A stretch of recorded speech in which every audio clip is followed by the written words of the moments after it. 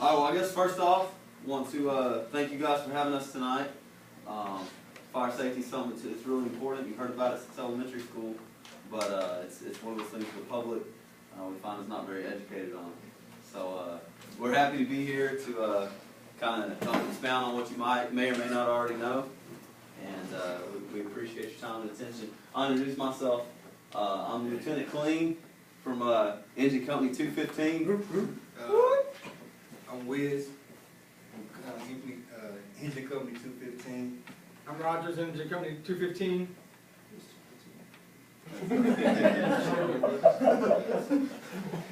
Kennedy, Engine Company 215. We just changed. Okay, thank you. Here we go. So we'll talk a little bit too about just kind of general fire safety education. First off, there's quite a bit to it. One of the ones, you want to go ahead and hit that first slide, one of the ones you probably know since elementary school, right there, stop, drop, and roll. You learned it when you were probably 6 years old, and it's one of those things you kind of laugh at. It may be the only thing you know about fire prevention, but it saves lives, whether you're a kid or an adult. In case you are not familiar with the technique of stopping and dropping and rolling. Yeah, I think we need a demonstration of that. Skeeter here's going to demonstrate. That's it right there. So cover one thing he didn't do. One thing he didn't do is you want to cover your face. So do it slower for them so they can get it. You're going to stop where you're at. You can cover your face, drop, and you're going to roll. And then you're going to go back the other way. Come back this way. Well, I'm not trying to go back into the And fire. then again. And you do it backwards and forwards until the floor is shining clean. But this is when your clothing catches on fire. So I mean, it's a common sense application. You're going to stop first. A lot of times your instinct is to panic and you want to run when your arm's blazing. And all that does is it adds oxygen to the fire. It's just going to combust, and then your other arm's going to be on fire. So that's something you don't want to do. So stop where you're at. You got to stay calm. Even though running may be your first instinct, and just like he demonstrated, you want to drop to the ground right in place. The reason we cover our faces is for protection. Smoke's coming up, flames, things are going crazy. You want to protect your airways from any toxins, any kind of smoke inhalation. You want to try to do that. You don't have a mask, so you kind of use your hands to cup over your face, your nose, your eyes, and just kind of protect those areas.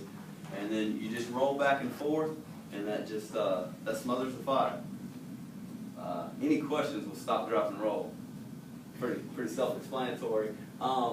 There are other things that we're not going to talk about. Obviously, a stream of water is a very nice way to put out a fire. If you're grilling, if you're outside, your arm catches on fire because you're flipping hot dogs with long sleeves on or something. Jump in the pool or dip your arm in your dog's water bowl. That's something okay too. This is something you may or may not know.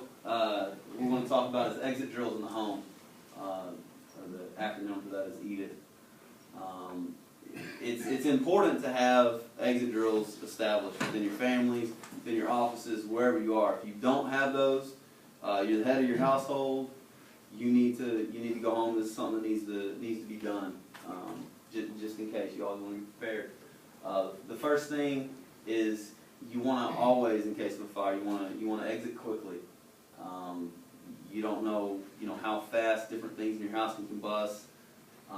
It's something to be taken very seriously. So it needs to be. You need to always know where you're going, and having something in plan, having exit drills in place will allow that to happen. You also want to check to make sure that you have smoke alarms. First of all, that you have smoke alarms, and that you have a sufficient number for your household. Bigger house, more smoke alarms. You need them. If you got 2 stories, we just lost it. If you got 2 stories, you need them on both stories, and you need a sufficient number of those. If you're ever unclear about sufficient numbers, you can always call your local fire department, ask them to come do a home survey for you, and check it out and make sure all that's working. When you sleep at night, you want to sleep with your doors closed. You want to do that for a couple of reasons. Fires like oxygen, first of all. So when you close doors, you're compartmentalizing the fire. You're shutting off. When a fire's in the living room, you're giving it less room to spread. Basically, you're using those doors whether they're fire resistant or not, you're using those to help somewhat contain the fire. And the other thing you want to do that for is to help contain the smoke and the toxins. If you're in your bed asleep at night, you want to slow that down getting to you, because you know there are toxins and smoke can be really harmful, and you want to be able to wake up and get out of there. So you want to keep the doors closed when you sleep. When you I've got these kind of backwards here. You want to have 2 escape routes, first of all, usually in every single room of the house, every bedroom, living room, kitchen, and we've got a slide to demonstrate that in just a bit. But you want to have 2 escape routes. The first one is usually the door. Every room has a door. That's going to be your first escape route, typically. Second one, probably out a window. If you can plan for 2 escape routes. What you want to do is you want to roll out of bed. You want to stay low. That's the safest place to be. For visibility, depending on what stage the fire's at, you want to be low, and it's going to be a little bit cooler down there too. So you roll out of bed, you stay low. Before you exit your closed bedroom door, you want to check it for heat. Touch that knob. Never open a door that's hot. That's when you're going to take escape route number 2, because it could be a dangerous situation. There could be a backdraft or something waiting on you on the other side of that door. So I always want to check the exit doors for heat. What's a backdraft? A backdraft is a fire waiting on some oxygen, and that's one of the reasons you keep those doors closed is to not give it that oxygen. But when it's filled, it's consumed that room, for lack of better words, and it's right on the other side of that door, you could have a big wall of fire that when you open it, your oxygen from your room is gonna hit that fire, and it's gonna be right there in your face. So it's a very dangerous situation you don't want to be in. You want to take the escape route to a pre-established meeting place for your family. That's somewhere. Let me hit this last one real quick. You want to, once you're there at that point, you want to call the fire department. Go ahead to the next slide. You want to call the fire department and never re-enter the home. Get everything you need on your way. Let that be a part of your plan.